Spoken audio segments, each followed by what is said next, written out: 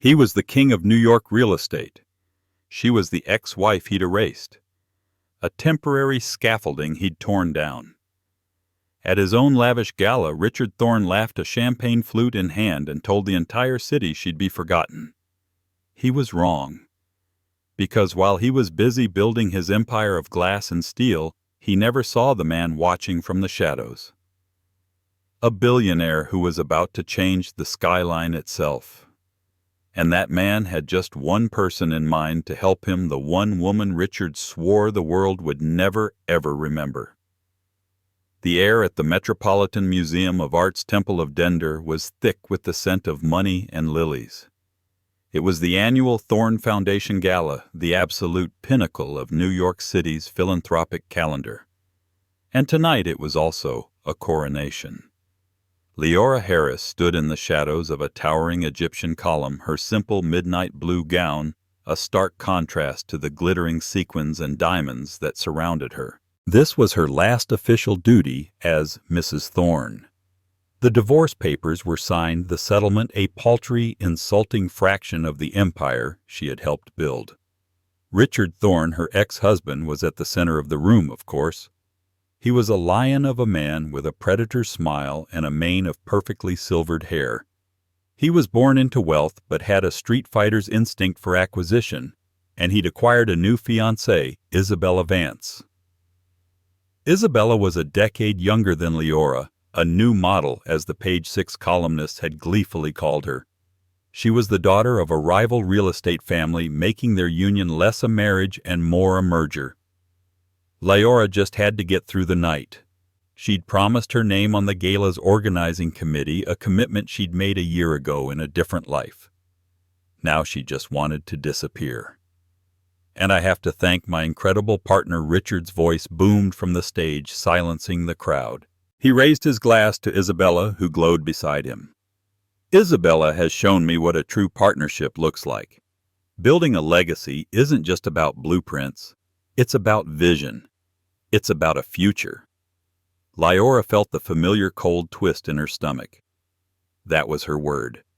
Vision. You see, Richard continued, his voice dripping with condescending charm, in this business, you learn a lot about structure. Some people are architects destined to design the future, and others. He paused, sweeping his gaze across the room, and for one sickening moment his eyes seemed to find Liora's in the darkness. Others are just temporary scaffolding, useful for a time perhaps, but ultimately designed to be torn down and forgotten. To the future. To the future, the crowd roared back. The glass in Liora's hand trembled. Scaffolding. He hadn't just divorced her. He had demolished her. The words were a public execution. He was telling his world, their world, that she was nothing. A temporary footnote to his great man story. She turned her movement stiff and walked away from the light. She slipped out the massive glass doors into the humid New York night, the applause for Richard and Isabella ringing in her ears. The life she had known, the Park Avenue apartment, the studio she'd been allowed to keep as a hobby, the pretense of being a partner, was gone. Richard wasn't just wrong. He was a liar. She wasn't scaffolding. She had been the goddamn foundation. Liora Harris had been a brilliant architect, top of her class at MIT. She specialized in sustainable, community-focused urban design. Then she met Richard Thorne. He'd loved her passion, he said. He'd invested in her first small firm, only to slowly, systematically absorb it into his own monolithic corporation, Thorne Properties. Her designs, which integrated green space and community centers, were quaint, but not profitable. Her work on modular, affordable housing was charity, not business. He'd gaslit her for 15 years, transforming her from a visionary architect into a high society hostess, a manager of guest lists and dinner menus. Now at 42, she was an ex-wife with a suppressed career and a name her husband had just publicly declared forgotten. She hailed a cab, the rain starting to slick the pavement, and gave the driver an address in Brooklyn.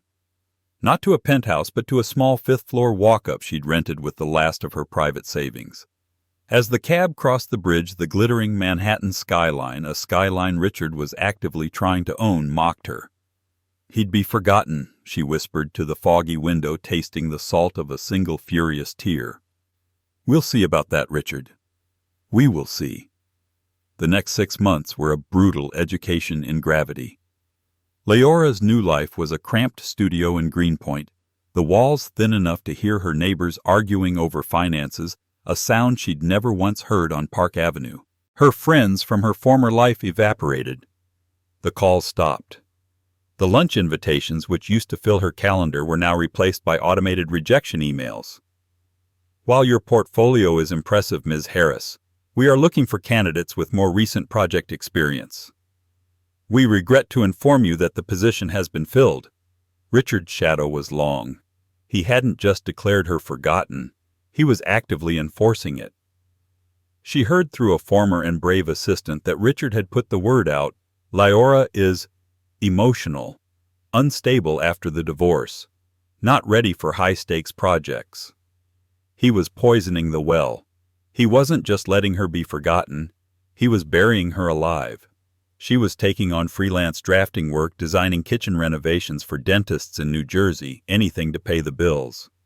The paltry settlement was dwindling, most of it going to her lawyer. One rainy Tuesday, while digging through a box of old files she'd managed to rescue from her old life, a box she'd labeled "Do Not Touch" in bold red marker. Much to Richard's annoyance, she found it. It was a black, sleek external hard drive. On it was a single white label, Oasis. Her hands trembled. Oasis was her thesis, her masterpiece, the project she'd poured her soul into before Richard had ever entered the picture. It wasn't just a building, it was an ecosystem, a 2-block, self-sustaining micro-city. It combined residential units from luxury to subsidized vertical farms, a water reclamation plant that filtered gray water through cascading public gardens, and a central agora for community engagement. It was designed to be built in the shells of old industrial neighborhoods, breathing life back into urban decay. She plugged the drive into her aging laptop. The files were still there. The renderings, the physics calculations, the social integration matrices. It was beautiful. It was brilliant. And Richard had hated it. She remembered the night she showed it to him back when they were still new. He'd swirled his scotch and smiled that dismissive smile. "Liora, my love, it's adorable. A pipe dream for hippies. People don't want community. They want doormen. They want exclusivity. They want views. They don't want to look at a turnip farm growing on their wall." He told her to file it away, to focus on the real work, designing the opulent, sterile lobbies of his glass and steel coffins. A new potent anger burned through her despair. He hadn't just dismissed her work, he'd dismissed her soul. As if summoned by her anger, an ad popped up on her screen. "The Sterling Prize for Urban Innovation. $1,000 grand prize. Submit your vision for the city of tomorrow. Sterling," as in Damien Sterling. If Richard Thorne was the king of New York real estate, Damien Sterling was the ghost in the machine. He was a new money god, a tech billionaire who'd made his fortune in predictive AI and logistical algorithms before he was 30. He was a recluse known for funding impossible world-changing projects, atmospheric carbon capture, autonomous shipping fleets, and apparently urban innovation. He was also Richard Thorne's greatest obsession and least favorite topic. Richard saw him as an upstart, a coder, who didn't understand the concrete and blood of building a city. Damien, for his part, seemed to not see Richard at all. The deadline for the Sterling Prize was in 48 hours. Liora looked at her screen at the Oasis files. She looked around her tiny studio at the stack of unpaid bills. She thought about Richard's words: temporary scaffolding, forgotten. "Not today," she said to the empty room. For the next 47 hours she didn't sleep. She tore her old project apart. The core idea was sound, but the tech was 15 years old.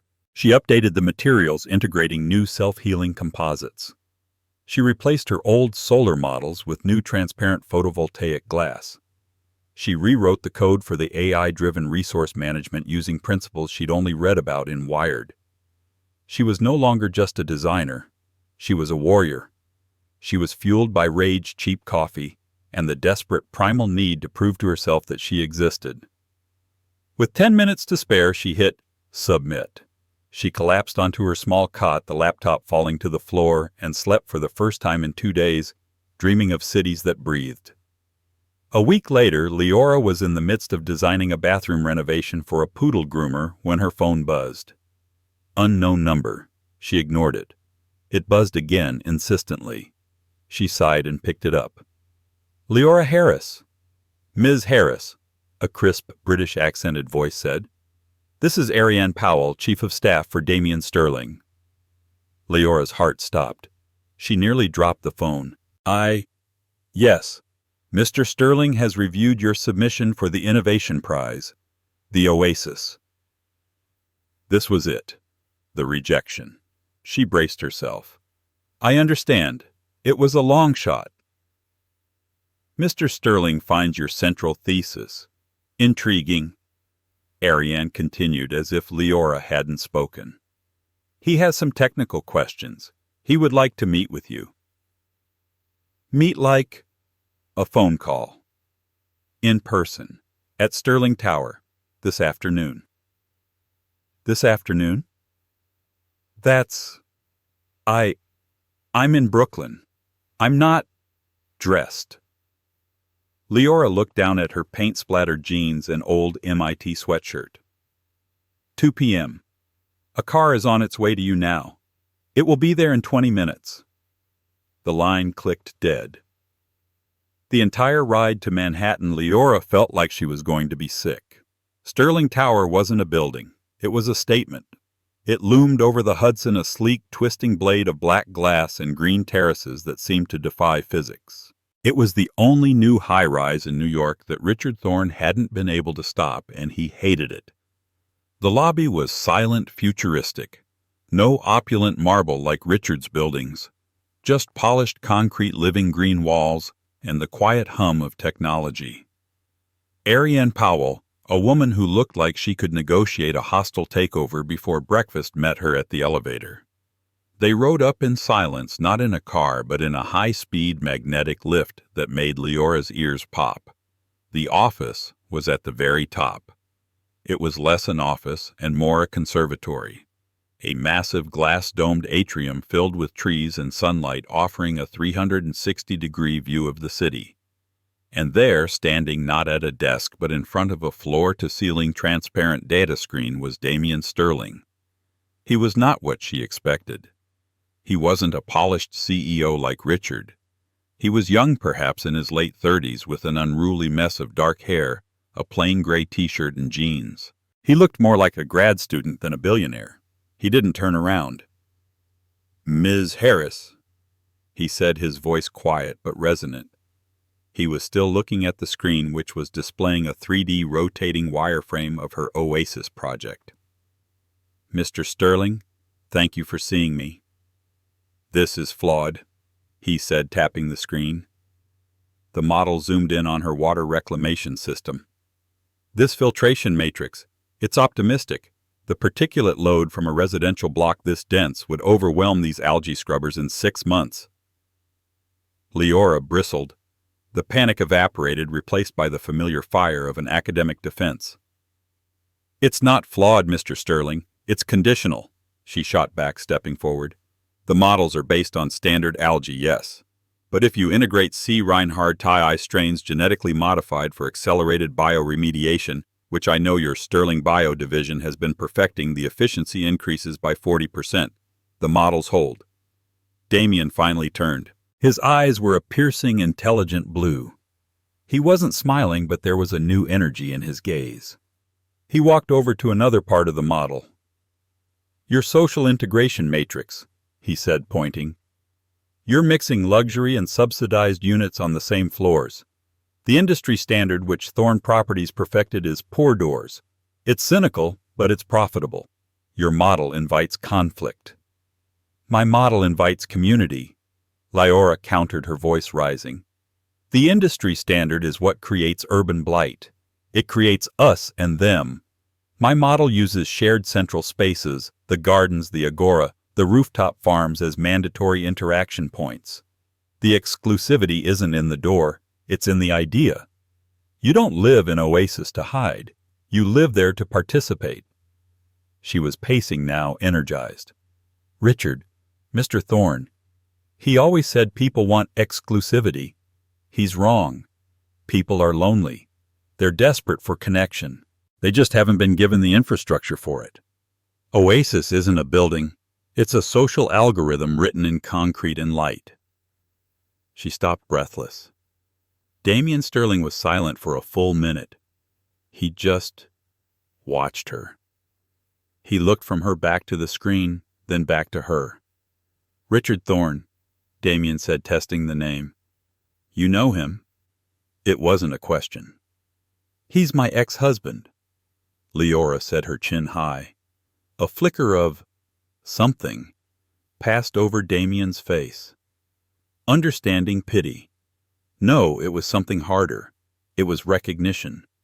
I see, he said. He walked back to the main screen and with a single gesture wiped her Oasis design from it. Leora's heart sank. She'd failed. She'd been too much, too argumentative. Richard's voice echoed in her head. You're too intense, Liora. You scare people. Mr. Sterling, The Sterling Prize is for concepts. Damien interrupted, turning to face her. We give $1 million to a charity or a university, we get a nice press release, and the idea dies in an academic paper. He gestured to the empty screen. Your project? Oasis. It's not a concept, Ms. Harris. It's a prototype. And you're right about the filtration. But you're wrong about the load-bearing calculations for the vertical farms. He tapped the screen and a new project appeared. It was massive. It was gorgeous. It was a city. This, he said, is Project Aegis, my division for New World infrastructure. I've been acquiring land for 2 years. A dead shipping yard in Red Hook. It's the perfect test site. He looked at her, his expression unreadable. You didn't win the prize, Ms. Harris. Oh, she said, her voice small. I'm dissolving the prize. It's a waste of time. I'm funding this instead. And it needs a chief architect. It needs someone who understands that a building isn't just a box, but a social algorithm. Someone who isn't afraid to argue with me. He extended a hand. I'm not offering you a prize, Liora Harris. I'm offering you a job. I'm offering you the chance to build the impossible. Liora looked at his outstretched hand. She looked at the city on the screen. She thought of Richard's scaffolding remark. She didn't take his hand. Instead, she walked to the screen and pointed. The load-bearing calculations are fine, she said, a small smile playing on her lips. If you're using steel, but if you use a laminated timber and graphene-reinforced core, you don't just get support, you get energy storage. Now, about my salary. Damien Sterling threw his head back and laughed. It was a surprising, joyous sound. Ariane, he called out, draw up a contract. And find Ms. Harris the best damn engineering team we have. We have work to do. The next 3 months were a blur. Liora moved out of her Greenpoint studio and into a corporate apartment at her insistence, a modest one near the Sterling Tower. Her life, which had shrunk to the size of a single room, suddenly became infinite. Project Aegis was Damien's name, but Oasis was its heart. Liora wasn't just an employee. She was the visionary. Damien had given her a floor, a team of 20 of the world's brightest engineers, urban planners, and sociologists, and a budget that made her head spin. But it wasn't a blank check. It was a challenge. Damien Sterling didn't manage. He interrogated. Their days were a high-octane intellectual battle. The community agora is inefficient. He'd challenge pointing at the blueprint. The foot traffic to vendor ratio is off by 12%. That's because it's not a mall, Damien, she'd fire back, pulling up a social schematic. It's designed to slow people down. The inefficiency is the feature. It forces interaction. Then the interaction is forced. It's inorganic. It is structured, like a Japanese tea ceremony. We're providing the framework for a community that's forgotten how to build itself. He'd stare at the plans, his mind working at a speed she'd never seen in anyone else, and then nod a slow, appraising gesture. Fine, structure it. But if the tea ceremony costs me an extra $50 million, the tea better be damn good. This was their dynamic, a rapid-fire exchange of ideas, a partnership forged in argument and mutual respect. He was the quant, she was the qual. He was the algorithm, she was the soul. He pushed her on engineering and she pushed him on humanity. For the first time in 15 years, Liora felt seen. She wasn't Mrs. Thorne. She wasn't Richard's emotional ex. She was Ms. Harris, the chief architect of Project Aegis. She worked 18-hour days lost in material stress tests and social flow diagrams. She was exhausted, exhilarated, and terrifyingly happy. Meanwhile, the New York high society and real estate world began to notice. The first tremor was a small mention in the Gilded Post, the city's most ruthless gossip paper. The columnist Olivia Sharp was a known entity, a friend of Richard's. Spotted. Which forgotten Park Avenue princess has been seen flitting in and out of Sterling Tower? We hear the ice-cold tech titan Damien Sterling has a new protege. A pity project, perhaps? Or is she just designing his new doghouse? Liora read it and her blood ran cold. But Damien, when she showed it to him, just shrugged. Does it stop the concrete from curing? He asked, not looking up from a holographic model. No, but... Then it doesn't matter. Get back to work, Harris. Your solar array is underperforming. But Richard Thorne wasn't just a gossip monger. He was a shark who'd smelled blood. And that blood was in Red Hook.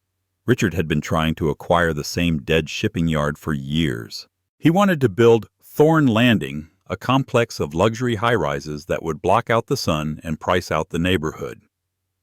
But he'd been blockaded at every turn by an anonymous holding company that kept outbidding him. Now he knew who it was. Damien Sterling. And in a twist that must have sent Richard into a narcissistic rage, the person designing the project was the ex-wife he'd sworn no one would remember. The smear campaign began in earnest. It was no longer just gossip. It was a professional assassination. Olivia Sharp's column became a weekly anti-Liora newsletter. Thorne's ex a cinder Liora story or a gold-digging gambit. Sources close to Thorne Properties say Liora Harris was let go from her hobby firm years ago due to instability and wildly impractical designs. Her Oasis project was reportedly a failed college paper. Now she's attached herself to Damien Sterling. One has to wonder what this visionary architect is really offering the reclusive billionaire. And it's probably not her blueprints. The article was vile. It implied everything while saying nothing. Liora felt the old shame, the gaslighting, creep back in. She stormed into Damien's office, the tablet in her hand. "You have to make a statement," she said, her voice shaking. "You have to tell them this is a lie. They're calling me a prostitute." Damien put down his stylus and gave her his full attention. His face was cold still. "Do you care what Richard Thorne thinks?" he asked. "I care what my team thinks. I care what your board thinks. This is designed to make me toxic, to make you drop me." "Richard," Damien said, "is a bulldozer. He knows one move flatten everything in his path. He thinks if he flattens you, I'll be exposed. He thinks I'm using you to get at him." "Are you?"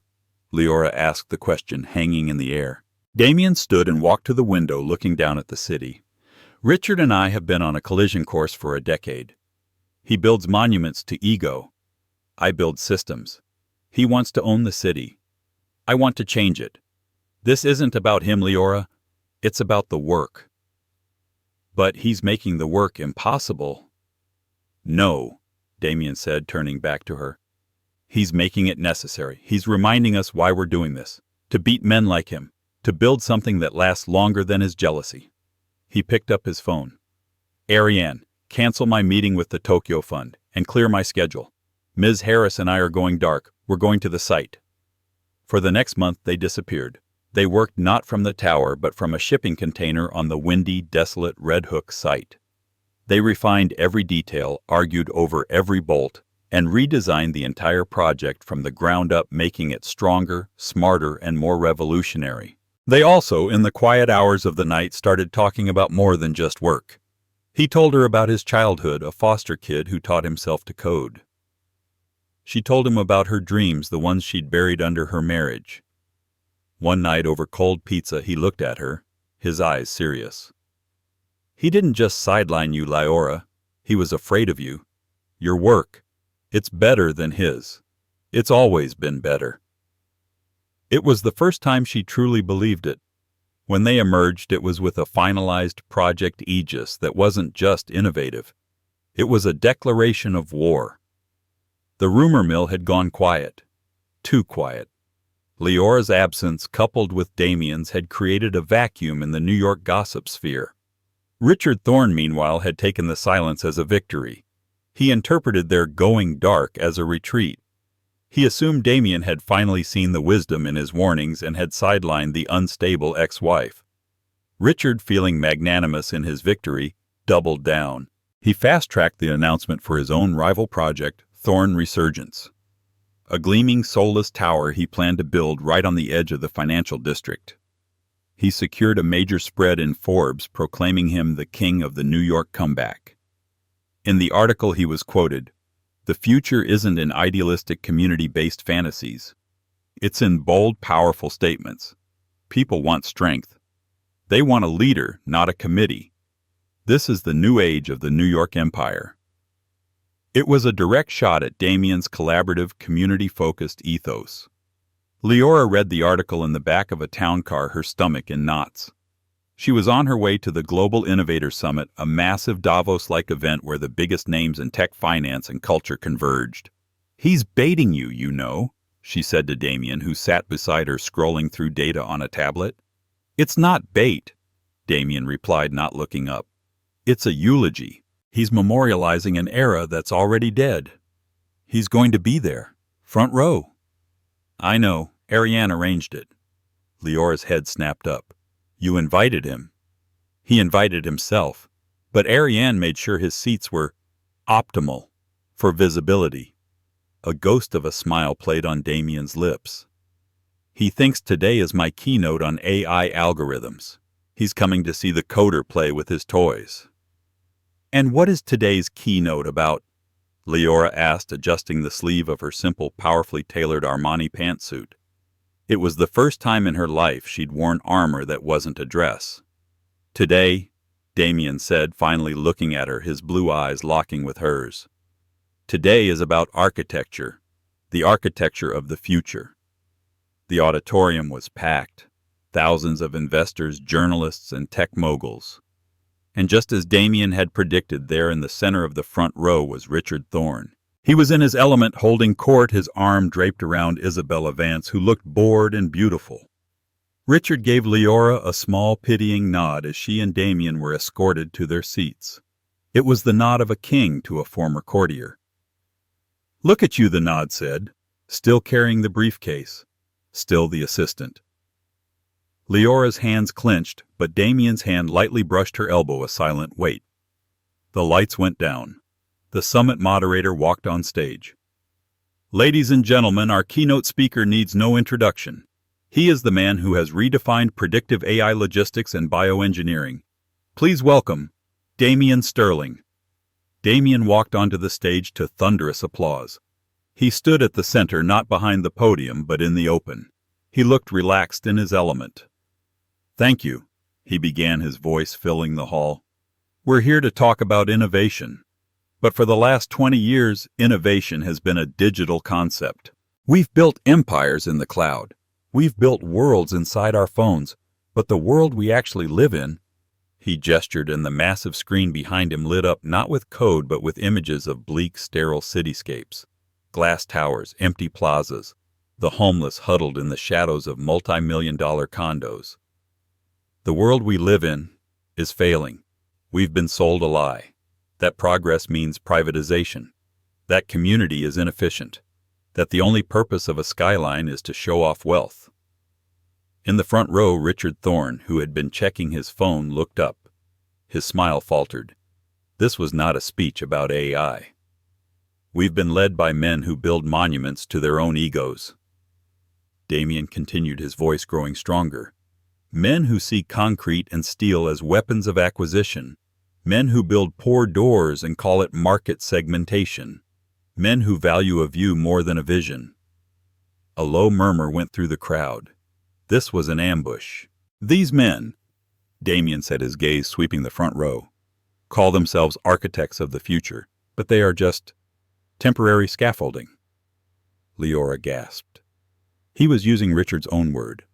Richard Thorne's face went white. He knew in that instant that this was not a keynote. It was an execution. Isabella had visibly leaned away from him. Sterling Industries, Damien announced, is today launching a new division, Project Aegis, a multi-billion-dollar initiative to build the city of tomorrow today, a city built on sustainability, community, and human connection. We are building the first prototype in Red Hook. The screen behind him erupted with the Oasis renderings. Not the old academic ones, but the new, breathtaking, fully realized designs. The vertical farms, the sunlit agoras, the cascading water gardens. The crowd collectively oohed. This is not a concept, Damien said. The ground is being broken as we speak. But I am not the visionary here. I am just the engineer. The architect of this revolution is someone who has been told her ideas were pipe dreams. Someone who was told she would be forgotten. He turned his gaze, finding Liora in the wings where she'd moved. It is my absolute honor to introduce the woman who designed this entire future, the chief architect of Project Aegis, and my future partner, Ms. Liora Harris. The silence in the auditorium was absolute, a perfect crystalline vacuum. It lasted for 1 second, 2, then 3. My future partner, Ms. Liora Harris. The words echoed, amplified. Partner. Richard Thorne looked as if he'd been physically struck. His mouth was open, his face a mask of puce, incredulous rage. The Champagne King of New York had just been checkmated by a tech geek and the scaffolding he'd thrown away. The spotlight hit Liora where she stood in the wings. For a paralyzing moment, she was back at the Met in the shadow of the column, hearing those words. Forgotten. Damien was looking at her not with a command but with an invitation. His hand was outstretched. Liora took a breath. She smoothed the front of her jacket. She thought of her tiny Brooklyn apartment, of the rejection emails, of the condescending smile Richard had given her just 10 minutes ago. She walked out of the shadows and into the light. She didn't look at Richard. She didn't look at the gasping crowd. She walked directly to Damien Sterling, a small, confident smile on her face. She did not take his outstretched hand. Instead, she stood beside him as an equal. The auditorium exploded. The applause was deafening. It wasn't just applause. It was a release. The investors seeing the future of urban development. The journalists sensing the biggest business and drama story of the year. The tech crowd seeing their digital-first leader make a massive, unprecedented move into the physical world. Liora stepped up to the microphone. "Thank you, Damien," she said, her voice clear and strong, not a tremor in it. "Mr. Sterling is right about one thing. We have been sold a lie about how we are supposed to live." She clicked a remote, and a new rendering appeared, a cross-section of the water reclamation system, the C. Reinhardti strains working their magic. For too long, profit and community have been treated as opposing forces. Oasis is not a charity project. It is the single most profitable, sustainable, and scalable urban model ever designed. She was brilliant. She was in her element. She didn't talk about her divorce. She didn't talk about Richard. She talked about material stress, photovoltaic efficiency, and the social ROI of shared public spaces. She was not a victim. She was a visionary. For 20 minutes she held them spellbound. She took their unformed anxieties about loneliness, climate change, and urban decay, and she gave them a blueprint for the solution. When she finished, there was a beat of silence, and then the entire auditorium rose to its feet. A standing ovation. Damien Sterling stood beside her, clapping his eyes, never leaving her face. In the front row, the seats were empty. Richard and Isabella were gone, having slipped out during the technical specifications, their retreat a stark admission of defeat. The aftermath was immediate. The clip of Damien's speech, the cut to Richard's horrified face, and Liora's triumphant walk to the stage went viral before the summit even concluded. The Ghost and the Architect Damien Sterling announces Project Aegis with future partner Liora Harris. Richard Thorne's forgotten wife set to redesign New York. King Richard deposed how a tech billionaire and a visionary architect ended the Thorne dynasty. Olivia Sharp's Gilded Post column was conspicuously silent. Liora's inbox, which had been a digital graveyard, flooded with thousands of emails. Old colleagues apologizing, classmates from MIT cheering, young female architects from around the world calling her an inspiration. The word partner was the talk of the town. Was it business? Was it personal? The ambiguity was its power. To the business world, it meant she was an equity-holding partner in the most valuable new venture of the decade. To the social world, it meant more. Richard hadn't just lost his ex-wife. He'd lost her to his greatest rival. He hadn't just been beaten. He'd been replaced. That evening at the exclusive post-summit reception, Liora was surrounded. Investors, mayors, venture capitalists, all vying for a moment of her time. Richard Thorne tried one last desperate gambit. He cornered Liora by the terrace, his face a mottled red, his voice a low, venomous hiss. "This is a joke, Liora," he spat, grabbing her arm. This boy, he's using you. He's a child playing with blocks. You'll come crawling back to me when his oasis fantasy dries up." "Let go of me, Richard," Liora said, her voice dangerously calm. She didn't try to pull away. "I made you," he hissed. "You were nothing. You'll be nothing again. You told everyone I'd be forgotten." Liora looked down at his hand on her arm, then back to his face. "And you were right in a way. The woman you knew, the one who believed your lies, the one who let you call her work a hobby, she is forgotten. She's gone. You erased her." She leaned in, her voice dropping. "And you should be terrified of the woman who's left." "Ms. Harris." Damien's voice cut through the air. He was standing right behind Richard, flanked by two very large, very calm security guards. "Is there a problem?" Richard dropped his hand from her arm as if it were on fire. He looked from Liora's cold fury to Damien's colder indifference. He was a lion, yes, but this was not his jungle. He was an animal in a cage, and the walls were closing in. Without a word, Richard Thorne turned, and for the first time in his life, he retreated. Liora watched him go, a small, sad figure disappearing into the crowd he used to own. She turned to Damien. "You didn't have to do that," she said. "I know," Damien replied. He offered her a glass of champagne. "But I've been wanting to do that for a while." He raised his glass. "To our future partner, ship," he said, the small smile returning. "Aegis is going to take us a decade at least," he said, his tone shifting from public to private. "That's a partnership, and I don't partner with people I don't intend to keep." Liora clinked her glass against his. "To the work, Damien." "To the work." He agreed, but his eyes said something more. The fall of Richard Thorne was not a sudden cinematic explosion.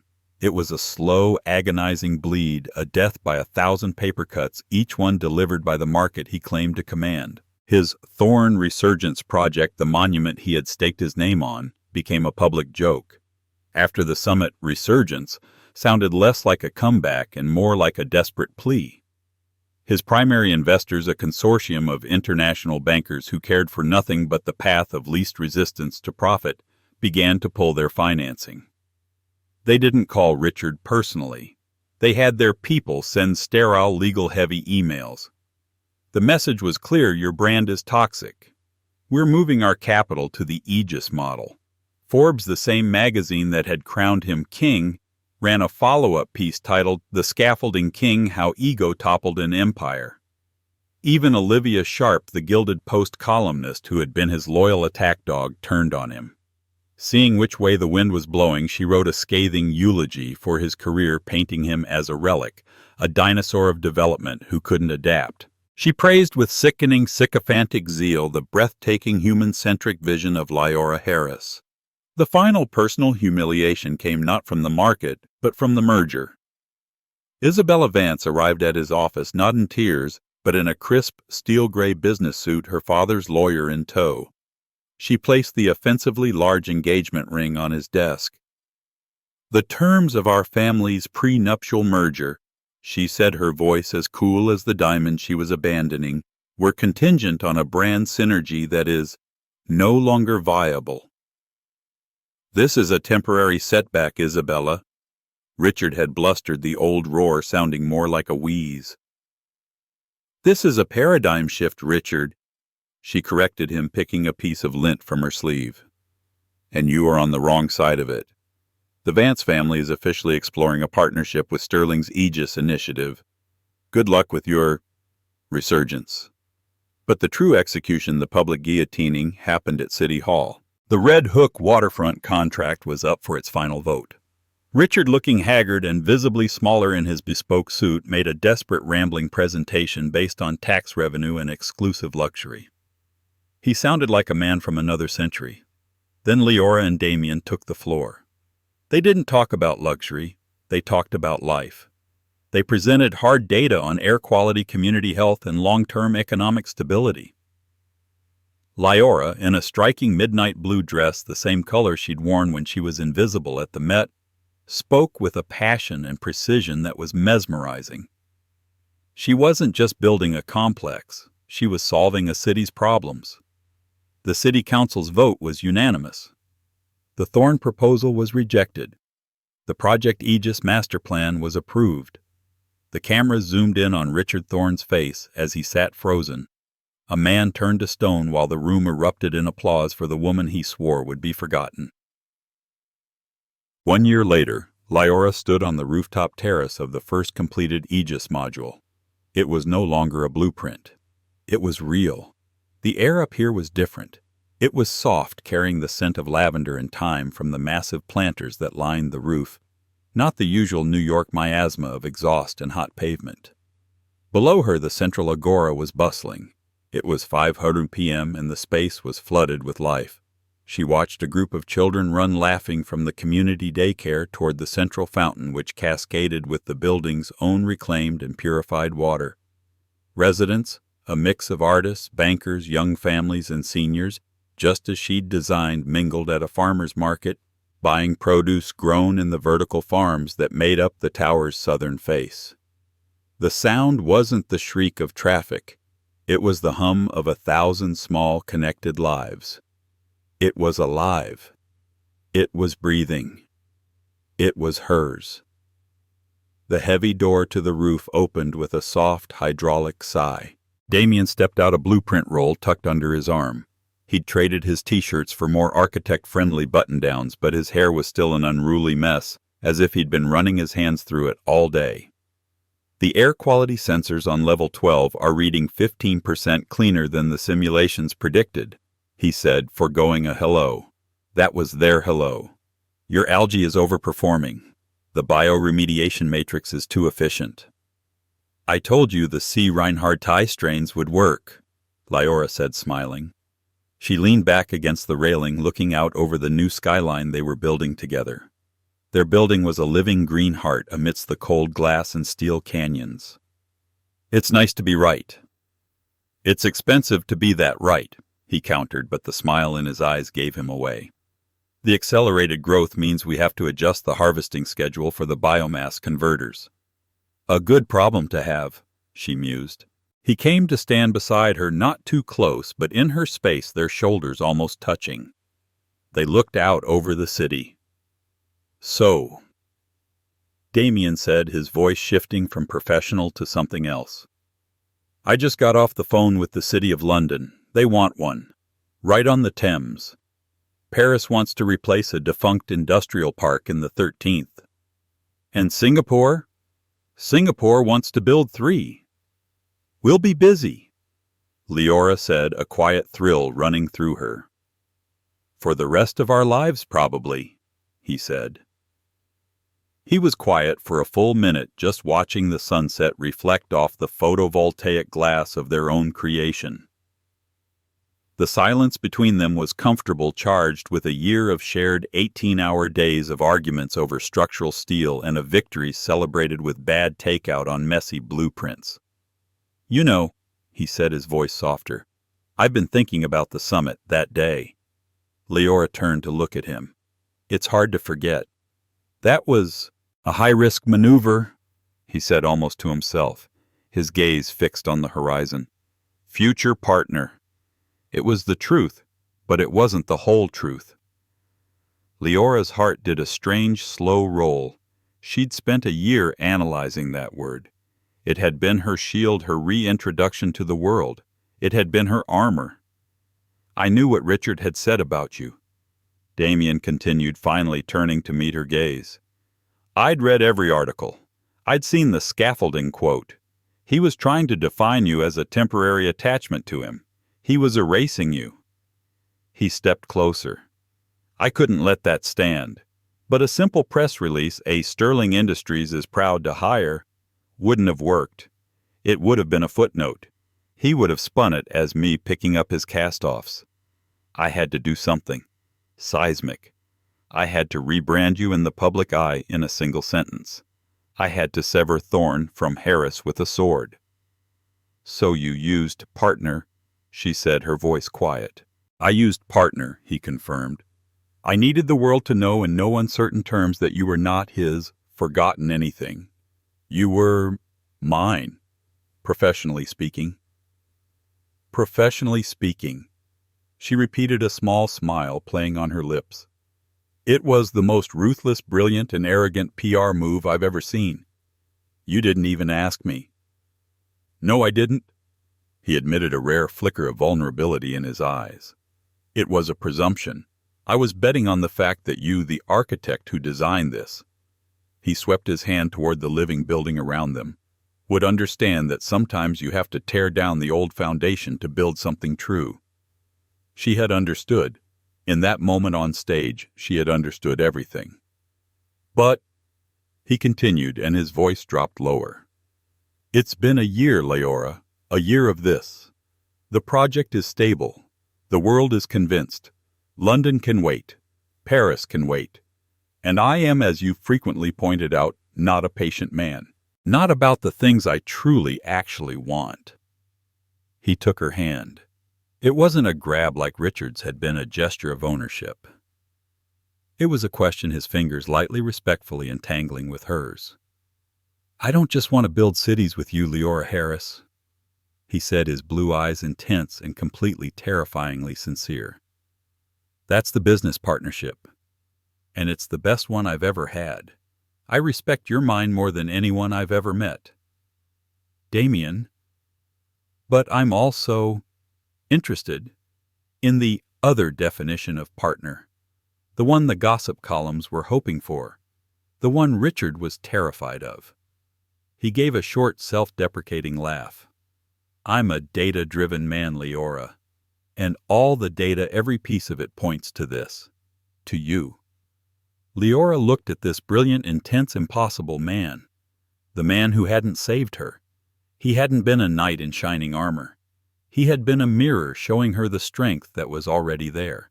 He had given her the tools, the budget, and the respect to save herself. Richard had wanted to own her. Damien was asking to stand beside her. Damien, she said, her voice full and strong, her fingers tightening around his. What if I told you the social algorithm for Oasis was never just about the residents? What if I told you it was always designed for a partnership of two? He smiled, a true, rare, brilliant smile that reached his eyes and made him look for a second like a different person. I'd say I'm a man who trusts the architect. And what if I told you? She continued stepping closer, closing the last bit of space between them. That after a year of working with you, of arguing with you, of building this, that you are the only variable I'm no longer willing to run the simulations without. Liora. He breathed, his other hand coming up to cup her face, his thumb brushing her cheekbone. Show me the blueprint, Damien, she whispered. And he did. He kissed her not with the desperate claiming hunger of a man like Richard, but with the quiet, profound certainty of a man who has finally solved the most complex equation of his life. It was a kiss of mutual respect, of shared victories, of 18-hour days and cold coffee. It was a kiss that felt like a foundation. As the sun set, casting long golden shadows across their city, Liora Harris, the woman who was supposed to be forgotten, pulled back and rested her forehead against his. She was the architect, he was the engineer, and together they looked out at the future they were building. And for the first time the blueprint was perfectly, completely clear. The perfect revenge isn't just success. It's becoming undeniable. Liora's story shows that your greatest work, your true calling, often comes right after your greatest setback. She wasn't just scaffolding for someone else's life. She was the architect of her own. What did you think of Richard's downfall? Was Damien's move at the summit pure business, or was it the most epic romantic gesture of all time? Let me know your favorite part of the story in the comments below. And if you love stories about impossible comebacks, getting that second chance and proving everyone wrong, please do me a huge favor, hit that like button, share this video with someone who needs to hear it, and most importantly, subscribe to the channel and ring that notification bell. You don't want to miss the next story. Trust me, the drama is just getting started.